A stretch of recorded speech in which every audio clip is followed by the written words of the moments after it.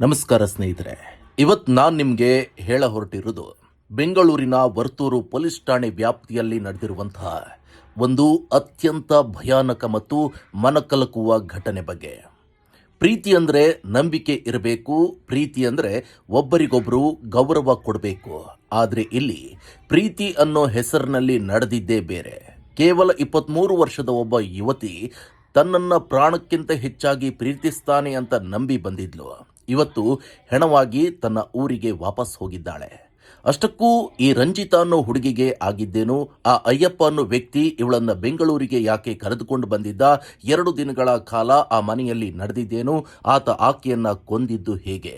ಈ ಎಲ್ಲ ವಿಚಾರಗಳನ್ನು ಇವತ್ತು ನಾನು ವಿವರವಾಗಿ ನಿಮಗೆ ಹೇಳ್ತೀನಿ. ಈ ವಿಡಿಯೋನ ಪೂರ್ತಿಯಾಗಿ ನೋಡಿ. ಯಾಕಂದರೆ ಇವತ್ತಿನ ಕಾಲದಲ್ಲಿ ಲಿವಿಂಗ್ ರಿಲೇಷನ್ಶಿಪ್ ಹೆಸರಿನಲ್ಲಿ ಏನೆಲ್ಲ ಆಗ್ತಿದೆ ಅನ್ನೋದಕ್ಕೆ ಇದೊಂದು ದೊಡ್ಡ ಎಚ್ಚರಿಕೆ. ಜೊತೆಗೆ ನಮ್ಮ ಫೇಸ್ಬುಕ್ನಲ್ಲಿ ಫಾಲೋ ಆಗಿ, ಯೂಟ್ಯೂಬ್ನಲ್ಲಿ ಸಬ್ಸ್ಕ್ರೈಬ್ ಆಗಿ. ಪ್ರಿಯ ವೀಕ್ಷಕರೇ, ಈ ಕತೆ ಶುರುವಾಗುವುದು ಕೊಡಗಿನ ಪೊನ್ನಂಪೇಟೆಯಲ್ಲಿ. ಕೊಲೆಯಾದ ಯುವತಿ ರಂಜಿತಾ ಮತ್ತು ಈ ಕೃತ್ಯ ಎಸಗಿರುವಂತಹ ಅಯ್ಯಪ್ಪ ಇಬ್ಬರು ಕೂಡ ಒಂದೇ ಊರಿನವರು. ಅಯ್ಯಪ್ಪನಿಗೆ ಈಗಾಗಲೇ ಮದುವೆ ಆಗಿತ್ತು ಅನ್ನೋದು ಇಲ್ಲಿ ಗಮನಿಸಬೇಕಾದ ವಿಷಯ. ಆತ ತನ್ನ ಹೆಂಡತಿ ಜೊತೆ ಸದಾ ಜಗಳ ಆಡ್ತಿದ್ದ. ಆ ಕಾರಣಕ್ಕೆ ಅವರಿಂದ ದೂರವಾಗಿದ್ದ. ಇದೇ ಸಮಯದಲ್ಲಿ ರಂಜಿತಾ ಪರಿಚಯವಾಗುತ್ತೆ. ರಂಜಿತಾ ಕೇವಲ 23 ವರ್ಷದ ಚಿಗುರು ಪ್ರಾಯದ ಹುಡುಗಿ. ಅಯ್ಯಪ್ಪ ಆಕೆಯನ್ನ ಮದುವೆಯಾಗುವುದಾಗಿ ನಂಬಿಸ್ತಾನೆ. ಇಲ್ಲಿ ಜಾತಿ ಬೇರೆ ಬೇರೆ ಆಗಿದ್ರೂ ಕೂಡ ಅಯ್ಯಪ್ಪ, ನಾನು ನಿನ್ನನ್ನು ಮದುವೆ ಆಗ್ತೀನಿ, ನಿನ್ನನ್ನು ಚೆನ್ನಾಗಿ ನೋಡ್ಕೋತೀನಿ ಅಂತ ರಂಜಿತಾ ಪೋಷಕರನ್ನೇ ಒಪ್ಪಿಸ್ತಾನೆ.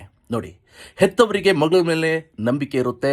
ಮಗಳು ಸುಖವಾಗಿ ಇರಲಿ ಅಂತ ಅಯ್ಯಪ್ಪನ ಜೊತೆ ಬೆಂಗಳೂರಿಗೆ ಕಳಿಸ್ಕೊಡ್ತಾರೆ.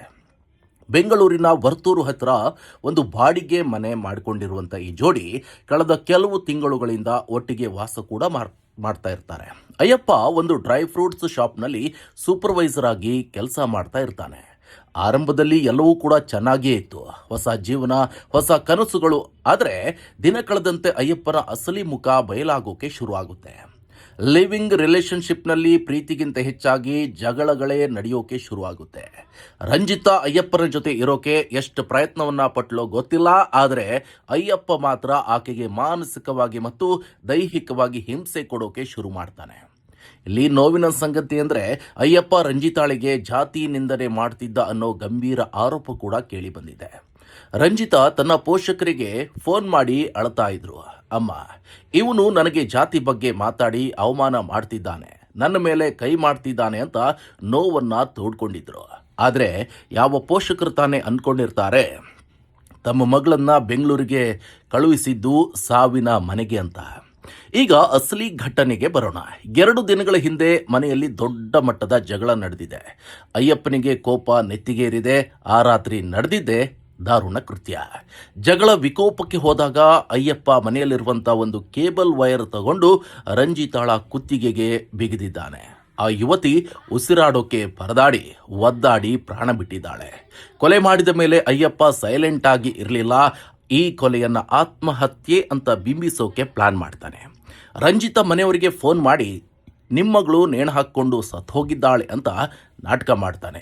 ನೋಡಿ ಫ್ರೆಂಡ್ಸ್, ಕೊಲೆ ಮಾಡಿ ಕೂಡ ಅಯ್ಯಪ್ಪ ಎಷ್ಟು ಧೈರ್ಯವಾಗಿ ಸುಳ್ಳು ಹೇಳಿದ್ದಾನೆ ಅಂದರೆ ಬಹುಶಃ ಪೊಲೀಸರು ಎಂಟ್ರಿ ಕೊಡದೆ ಇದ್ದಿದ್ರೆ ಇದು ಸುಲಭವಾಗಿ ಆತ್ಮಹತ್ಯೆ ಅಂತಲೇ ಕೇಸ್ ಕ್ಲೋಸ್ ಆಗಿ ಬಿಡ್ತಾ ಇತ್ತು. ಆದರೆ ರಂಜಿತಾ ಮನೆಯವರಿಗೆ ಅನುಮಾನ ಶುರುವಾಗುತ್ತೆ. ಮಗಳ ಸಾವಿನ ಸುದ್ದಿ ಕೇಳಿ ಓಡೋಡಿ ಬರ್ತಾರೆ. ವರ್ತೂರು ಪೊಲೀಸರು ಸ್ಥಳಕ್ಕೆ ಬರ್ತಾರೆ. ಅಲ್ಲಿನ ಸನ್ನಿವೇಶ ನೋಡಿದಾಗ ಪೊಲೀಸರಿಗೂ ಅನುಮಾನ ಬರುತ್ತೆ. ಯಾಕಂದ್ರೆ ಕುತ್ತಿಗೆಯ ಮೇಲಿರೋ ಗುರುತುಗಳು ನೇಣು ಹಾಕೊಂಡಿದ್ದಕ್ಕೆ ಮ್ಯಾಚ್ ಆಗ್ತಾ ಇರಲಿಲ್ಲ. ತನಿಖೆ ತೀವ್ರಗೊಳಿಸಿದಾಗ ಮರಣೋತ್ತರ ಪರೀಕ್ಷೆಯಲ್ಲಿ ಬಯಲಾಗಿದ್ದು ಇದು ನೇಣು ಹಾಕಿಕೊಂಡಿದ್ದಲ್ಲ, ಬದಲಿಗೆ ಕೇಬಲ್ ವೈರ್ನಿಂದ ಕುತ್ತಿಗೆ ಬಿಗಿದು ಮಾಡಿರುವಂಥ ಕೊಲೆ ಅಂತ. ಪೊಲೀಸರು ತಕ್ಷಣ ಅಯ್ಯಪ್ಪನನ್ನ ಬಂಧಿಸಿ ವಿಚಾರಣೆ ನಡೆಸಿದಾಗ ಪಾಪಿ ತನ್ನ ತಪ್ಪನ್ನ ಒಪ್ಕೊಂಡಿದ್ದಾನೆ. ಇವತ್ತು ಕೊಡಗಿನ ಪೊನ್ನಂಪೇಟೆಯಲ್ಲಿ ರಂಜಿತಾಳ ಅಂತ್ಯ ಸಂಸ್ಕಾರ ನಡೆದಿದೆ. ಒಂದು ಕುಟುಂಬದ ಕನಸು ನುಚ್ಚು ನೂರಾಗಿದೆ. ಇವತ್ತಿನ ದಿನಗಳಲ್ಲಿ ಯುವಕ ಯುವತಿಯರಿಗೆ ನಾವು ಹೇಳೋದು ಒಂದೇ ಮಾತು: ಯಾರನ್ನು ನಂಬಿ ಮನೆ ಬಿಟ್ಟು ಬರುವ ಮುನ್ನ ಅವರ ಹಿನ್ನೆಲೆಯನ್ನ ಸರಿಯಾಗಿ ತಿಳಿದುಕೊಳ್ಳಿ. ಪ್ರೀತಿ ಅನ್ನೋದು ಬದುಕೋಕೆ ದಾರಿಯಾಗಬೇಕೆ ಹೊರತು ಬಲಿಯಾಗಬಾರದು. ವರ್ತೂರು ಪೊಲೀಸರು ಈಗ ಪ್ರಕರಣ ದಾಖಲಿಸಿಕೊಂಡು ಅಯ್ಯಪ್ಪನನ್ನ ಜೈಲಿಗೆ ಕಳುಹಿಸಿದ್ದಾರೆ. ಮುಂದೆ ಆತನಿಗೂ ಕಾನೂನು ಸರಿಯಾದ ಶಿಕ್ಷೆ ಕೊಡಲಿ ಅಂತ ಆಶಿಸೋಣ.